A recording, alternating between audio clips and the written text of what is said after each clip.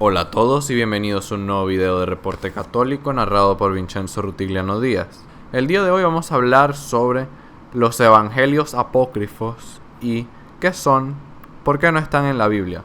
¿La iglesia los escondió? Averigüémoslo.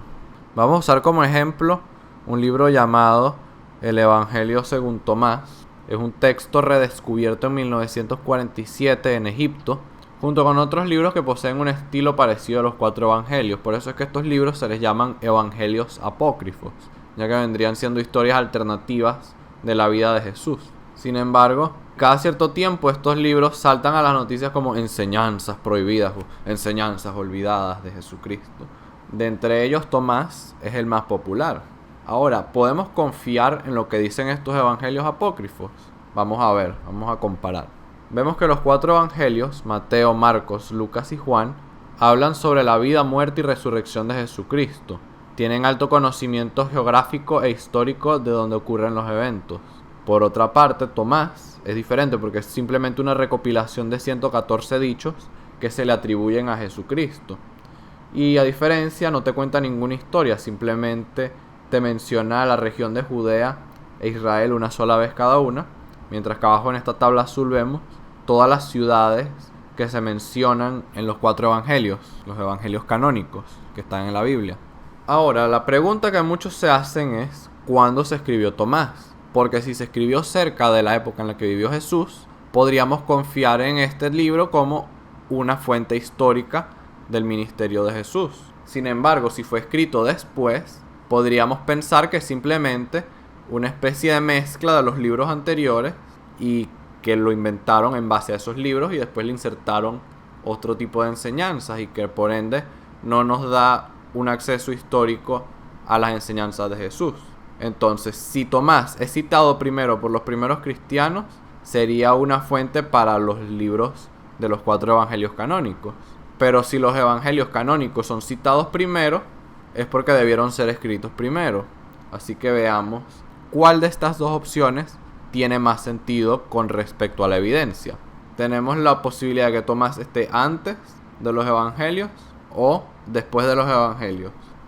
Entonces vemos que los primeros cristianos, los conocemos como los padres de la iglesia, que escriben y citan el Nuevo Testamento, citan los libros de Mateo, Marcos, Lucas y Juan.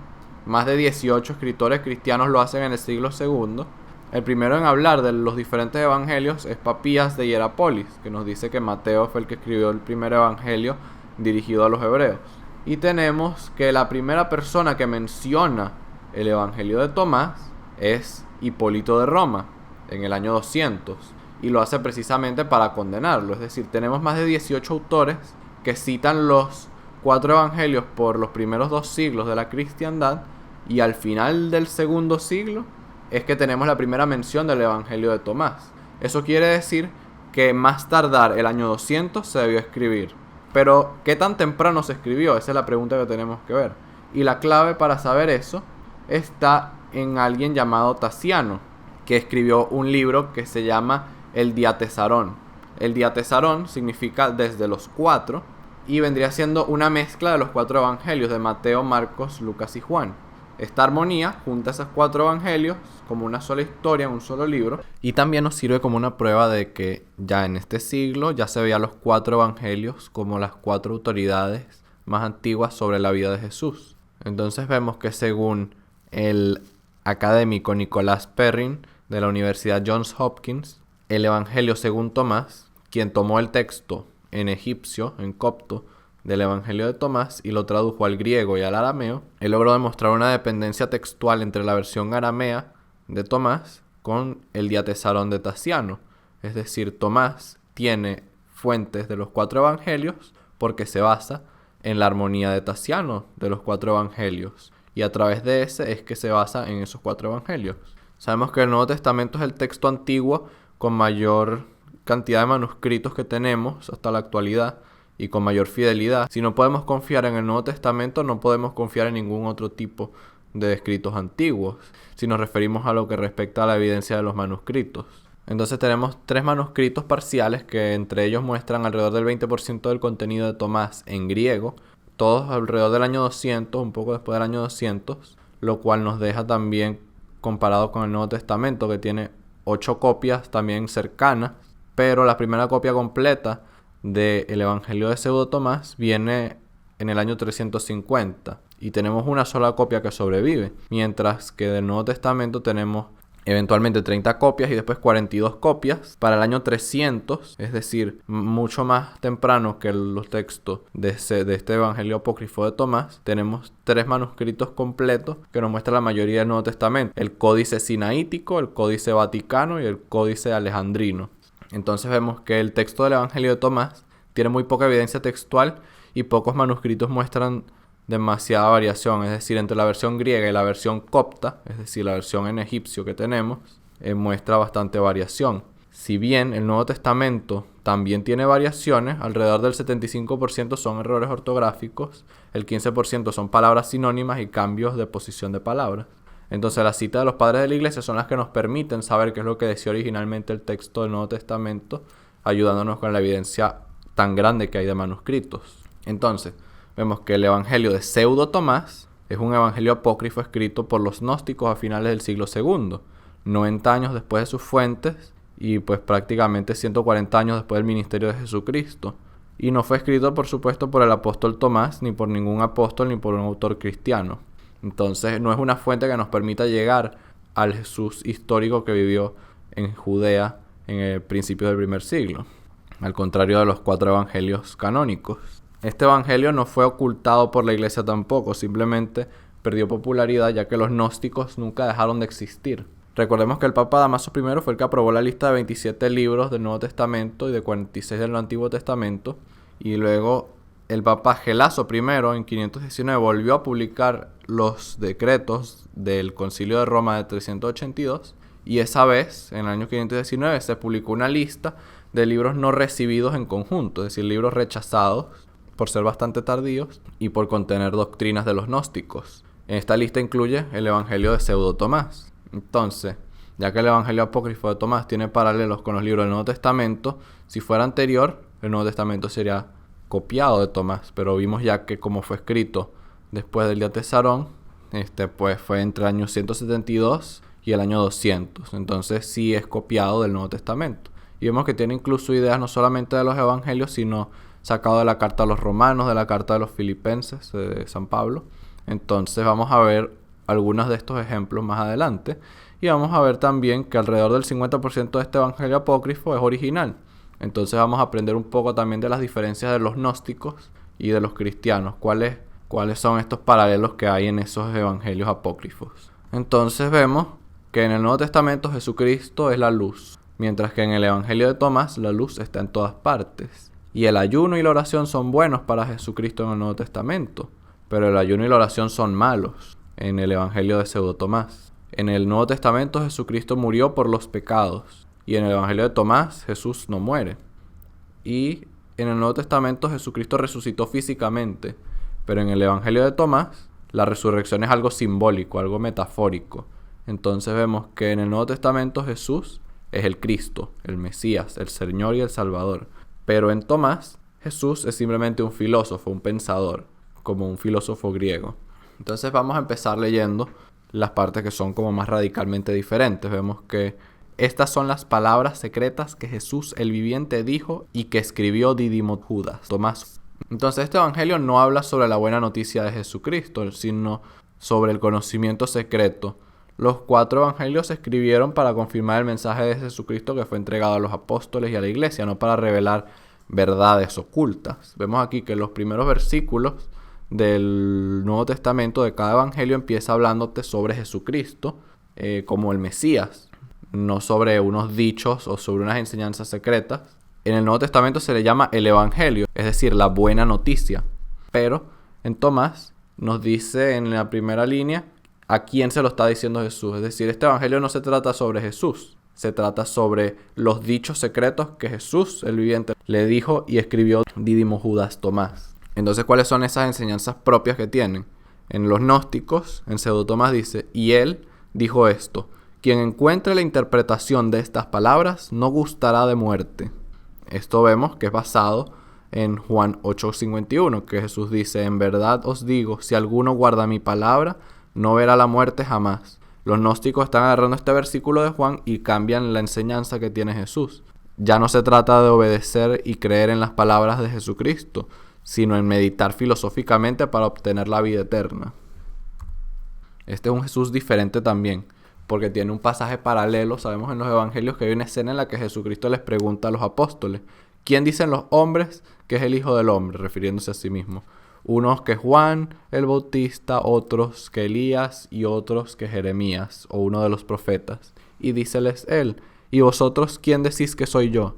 Simón Pedro contestó: tú eres el Cristo, el Hijo del Dios vivo. Entonces, para los evangelistas de los 4 evangelios canónicos, Jesús es el Cristo.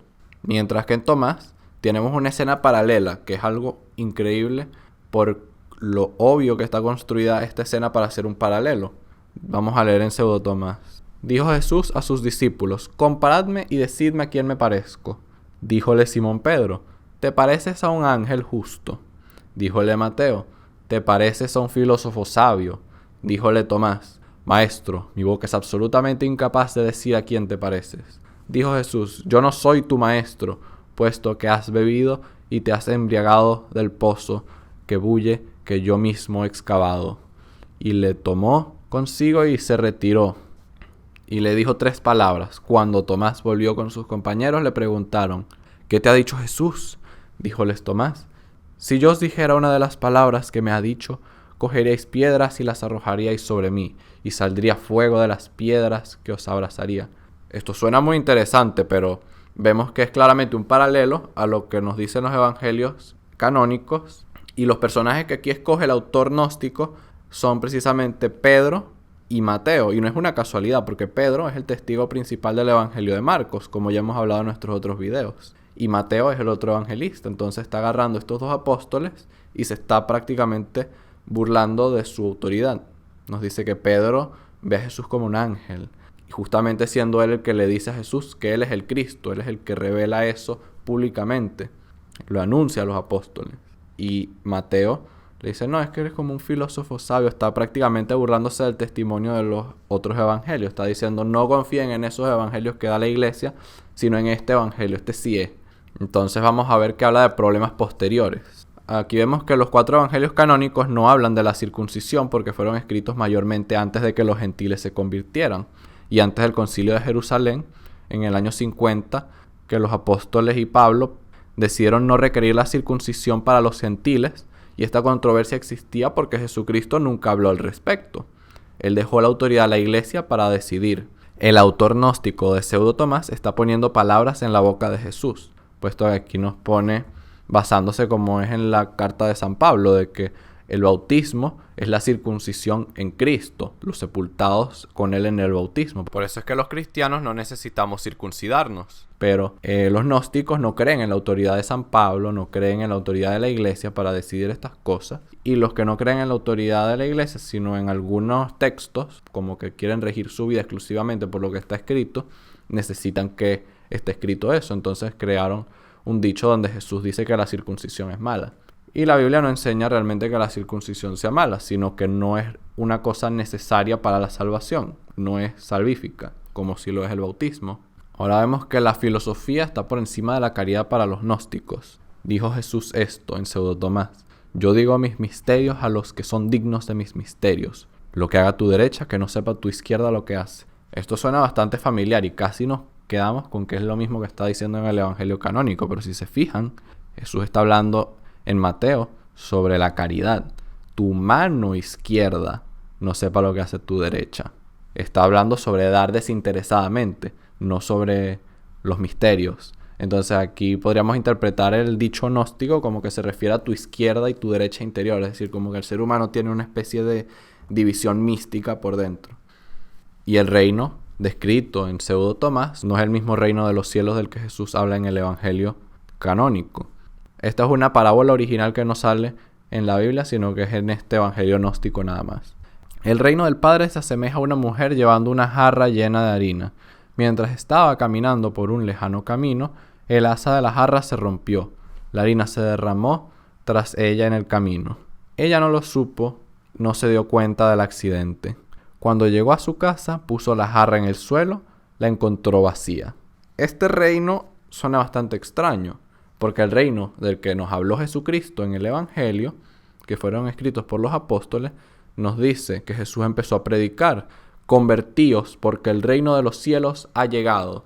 Es decir, el reino de Jesucristo, el reino de los cielos, es un reino de conversión, de arrepentimiento. Mientras que esta parábola original es como diciendo que la gente despistada pierde el tiempo en la vida, lo cual es una forma bastante inteligente de llamar la atención a un estudiante de filosofía, pero no es un ejemplo de cómo funciona el reino de Dios. El reino de Dios es un reino de arrepentimiento. Y bueno, terminemos con el último dicho del Evangelio de Tomás, ya que es uno bastante interesante y bueno, nos dejará un poco pensando, ya que suena bastante similar a algo que la gente dice en la actualidad. Simón Pedro les dijo esto: que se aleje María Magdalena de nosotros, pues las mujeres no son dignas de la vida. Dijo Jesús esto: mirad, yo mismo la guiaré, así que podría serla varón, de manera que ella será también un espíritu viviente, semejante a vosotros los varones. Pues toda mujer que se haga varón entrará al reino de los cielos. Bueno, Hipólito de Roma justamente criticó este último dicho del Evangelio de Pseudo Tomás. Nos cuenta que la secta de los Nasenios, quienes usaban este Evangelio de Pseudo Tomás, promovían el antinatalismo.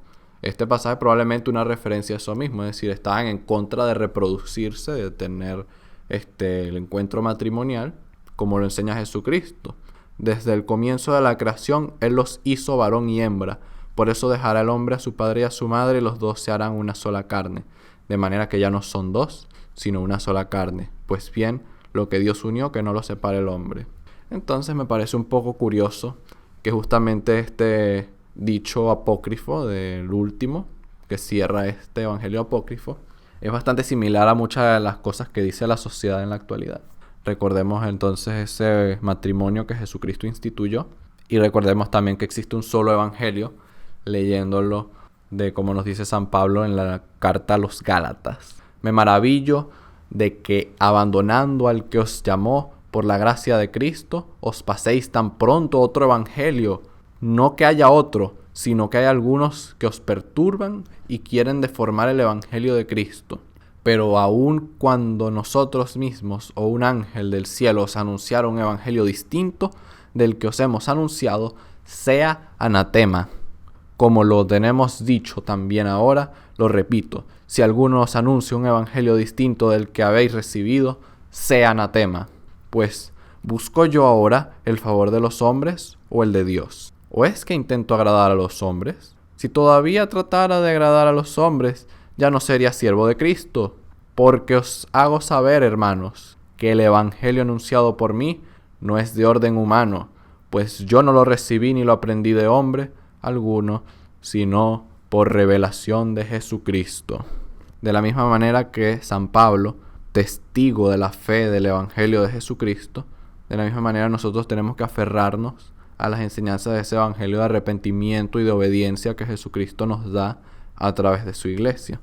Entonces, muchas gracias por ver este video y espero que haya sido una oportunidad para aprender a defender la fe de esas cosas que se dicen en el internet, de que hay inventos por todas partes. Entonces tenemos que estar bien pendientes de qué es lo que se dice. Así que gracias por ver este video y no se olviden de darle like, suscribirse y como siempre, que Dios los bendiga.